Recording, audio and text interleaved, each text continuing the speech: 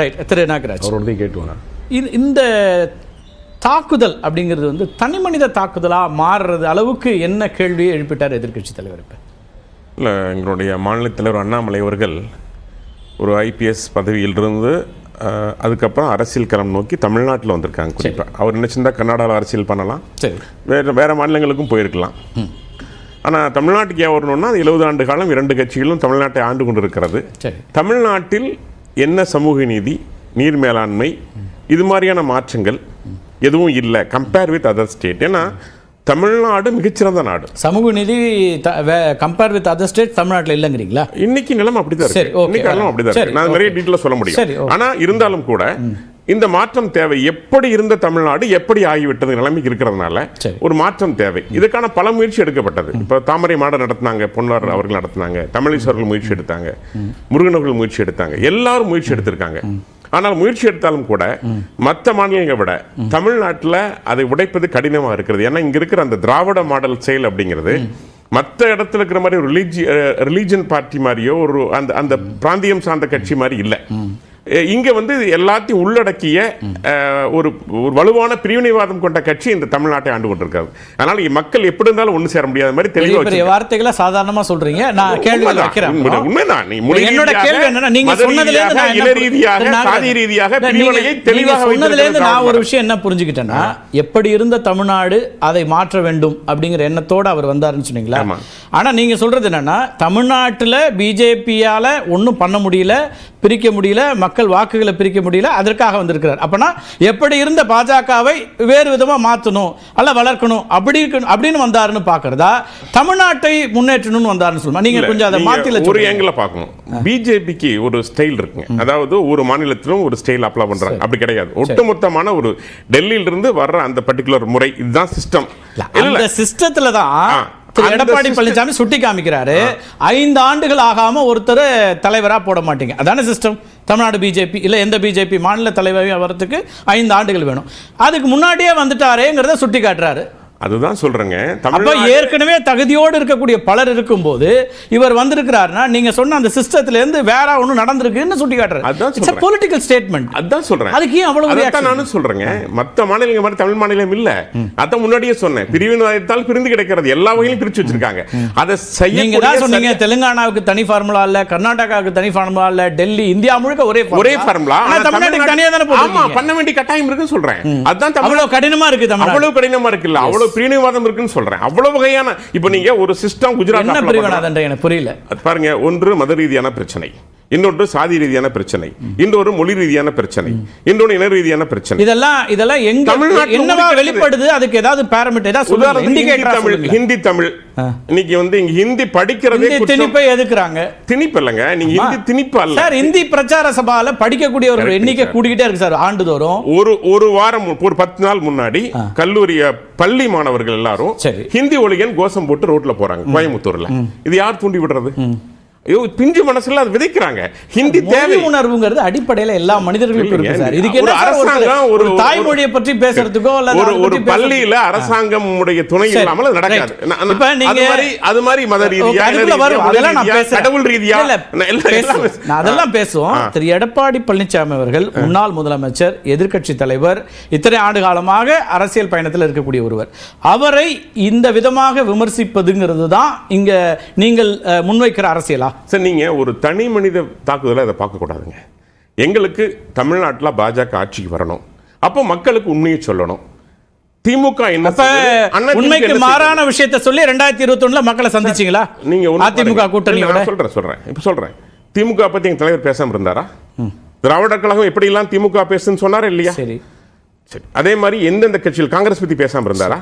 பேசினாரு. சரி, என்ன உண்மை அதை பேசுறாரு, பேசிட்டு தான் இருக்காரு. பேசுறதுல தேவையில்லை இல்ல சார். நீங்க எல்லா விதமான அரசியல் விமர்சனங்களையும் வைக்கலாம் சார். ஆனால் அவர் குறித்து தனிப்பட்ட முறையில் வைத்த விமர்சனங்கள் ஏற்புடையதாங்கிற கேள்விதான் இருக்குது. ஒருவர் தனிப்பட்ட முறையில் விமர்சனம் செய்கின்ற பொழுது அதில் எதிர்வினை ஆற்றுகின்ற கட்டாயம் ஏற்படுகிறது. குபேந்திரன் சொல்றாரு தனிப்பட்ட விமர்சனம். எதை சொல்றீங்க? அண்ணாமலை அவர்களுக்கு கட்சி தலைவர் ஆவதற்கு என்ன தகுதி இருக்குன்னு கேட்டாரு. அதை நீங்க தனிப்பட்ட விமர்சனம் பாக்குறீங்களா, பொலிட்டிக்கல் கொஸ்டின்ஸ் பாக்குறீங்களா? அதை கடந்து நான் சில விஷயங்களை பப்ளிஷ் பண்ண முடியாது, நான் பேசவும் விரும்பல. அப்படியான வார்த்தைகளை சொல்றதுங்கிறது பொது தளத்துல சரியா? நீங்க தமிழ்நாட்டு அரசியல் எடுத்துட்டீங்கன்னா இந்த மாதிரியான நாகரிகம் அரசியல்ங்கிற பேச்சுக்கு இடம் இல்லை ஆரம்பத்தில் இருந்தே. ஏன்னா நீங்க வரலாறு பாருங்க, அண்டங்காக்காய், காண்டாமிருக தோழன், வார்த்தைகள் நிறைய இருக்குது. எப்படி எல்லாம் வார்த்தைகள் பேச அதே வழியில தான் பாஜக வருது, அதே வழியில தான் அண்ணாமலை வருகிறார். அதை விட கூடுதலாக இந்த தலைமுறை கொண்டு போறேன்னு சொல்றீங்களா? அப்படி அல்ல. Party with difference. தமிழ்நாட்டு மக்களுக்கு எந்த வகையில் சொன்னாலோ எப்படி புரியுமோ அதை அந்த பாணியில சொல்றாரு அண்ணாமலை, அவ்வளவுதான். நீங்க அப்படித்தான் எடுத்துக்கணும். இது நீங்க தனிப்பட்ட தயவு செய்து பார்க்க. ஏன்னா 70 ஆண்டு என்ன செய்தார்கள், 70 ஆண்டு காலம் என்ன, 2 பேர் என்ன செஞ்சாங்க, அதுதான் அவருடைய கேள்வி. நேத்தைய கூட்டத்தில் பெரும்பகுதி திரு எடப்பாடி பழனிசாமி அதிமுக குறித்து. அப்ப அந்த இடத்துல உங்க வியூகமா இல்ல தனிப்பட்ட அவருக்கானதா? இதுல இன்னொரு கேள்வி இருக்கு. வேறு எந்த தலைவர்களும் அப்படி பேசுறது இல்ல, திரு அண்ணாமலை மட்டும் தான் பேச. அவரே சொல்றாரு, மேடையில் இருக்கிறவங்க எல்லாம் பாதி பேர் அதிமுக கூட்டணி விரும்பக்கூடியவர்கள் அப்படின்னு சொல்லி. அப்ப இது அவருடைய தனிப்பட்ட விருப்பமாக மட்டுமே மாறிக்கிட்டு இருக்கா? வாக்கு வங்கி பதவி அரசியல் பேசணும்னா தாஜா அரசியல் பண்ணலாம் சார். எல்லாத்தையும் தூக்கி பேசலாம், எல்லாத்தையும் பாராட்டி பேசலாம், எல்லாமே பண்ணலாம். பட் அண்ணாமலை ஒரு தெளிவான முடிவில் இருக்காரு. இந்த 2 கட்சிக்கு ஆரம்பத்திலிருந்து சொல்லிட்டு இருக்காரு. பாஜக வந்து கழகம் இல்லாத தமிழகம் தான் நாங்க ஆரம்பிச்சோம் சார். ரொம்ப சிம்பிள். ஆமா, அது யார் சொன்னாங்க? அது யார் சொன்னாங்க? எங்களுடைய தலைவர் பொன்னுசங்கர் அவர்கள் சொன்னாங்க, தமிழிசை அவர்கள் சொன்னாங்க. தமிழிசை அவர்கள் அதை கொண்டு போனாங்க. கழகம் இல்லாத தமிழகம் சொல்றாங்க. நான் எது கேக்குறேன், அந்த காலகட்டத்துக்கு சொல்றேன். அந்த காலகட்டத்துக்கு பொன்னார் காலத்துல இருந்து வருது. ஏன் அந்த சொல்றேன்னா, அதுக்கு பிறகுதான் நீங்க கழகத்தோட கூட்டணி வச்சீங்க. கழகத்தோடு கூட்டணிக்கு சென்று இன்னைக்கு சட்டமன்ற உறுப்பினர்களும் வந்திருக்காங்கன்னு ஜெயக்குமார் சொல்றாரு.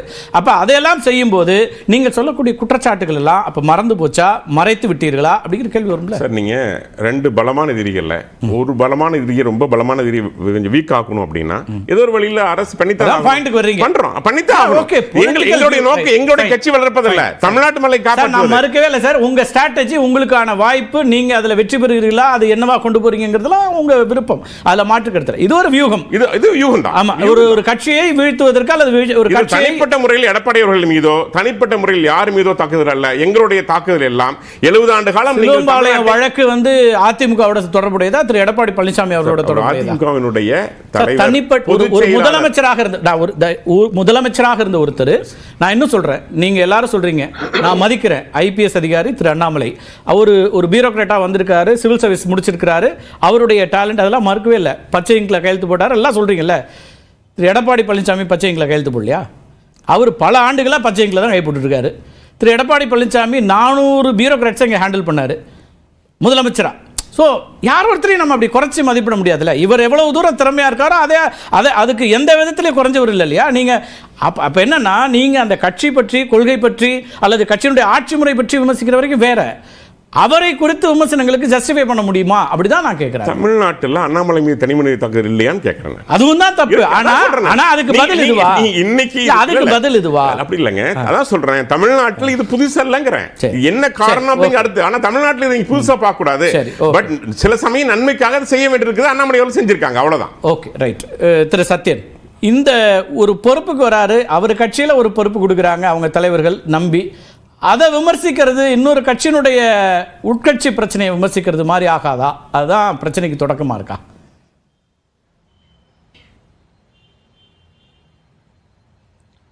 வணக்கம். உங்கள் நேயர்கள் அனைவருக்கும் இனிய கிருஷ்ண ஜெயந்தி நல்வாழ்த்துக்கள். சார், ஒரு விஷயம் ரொம்ப தெளிவாக புரிஞ்சுக்கணும். நியமிக்கப்பட்ட பதவியில் வந்தவர் தான் அண்ணாமலை.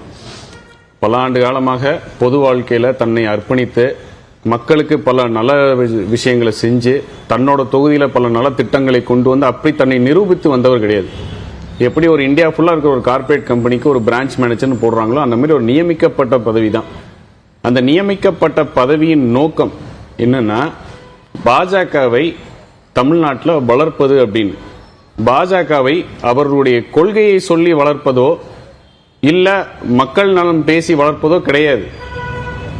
அதிமுகவில் ஒரு சுவேந்து அதிகாரி கிடைப்பாரா, ஒரு ஏக்நாத் சிண்டே கிடைப்பாரா, அப்படி தேர்ந்தெடுக்கக்கூடிய ஆட்கள் யாரு, அதன் மூலமாக எவ்வாறு வளர்க்கலாம்ங்கிறது அஜெண்டா. இந்த அஜெண்டாவை மிக தெளிவாக முறியடித்தவர் தான் எடப்பாடியார். இன்னைக்கு எடப்பாடியார் வெர்சஸ் அண்ணாமலைனா, அண்ணாமலை எடப்பாடியாருக்கு ஒரு பொருட்டே கிடையாது. எந்த இடத்துலையுமே எந்த கூட்டத்திலையுமே அவரை மலிவாகவும் பேசினது கிடையாது, உயர்த்தி பேசினதும் கிடையாது. 52 காலமாக இந்த இயக்கத்துல கிளை கழக செயலாளராக ஆரம்பிச்சு இன்னைக்கு பொதுச் செயலாளராக 2,06,00,000 தொண்டர்கள் கூடிய இயக்கத்துக்கு, அதுவும் 52 வருஷம் 32 வருஷம் ஆண்ட கட்சியோட பொதுச் செயலாளர் இருக்கிறவர், ஒரு மாநிலத்தில் நியமிக்கப்பட்ட பதவி வந்தவருக்கு என்ன மரியாதை கொடுக்கணுமோ அதை எடப்பாடியார் கொடுத்தாரு. இவர்னால என்ன அஜெண்டாக்கு வந்தாரோ அதை இவரால் நிரூபிக்க முடியலங்கிறத உண்மை.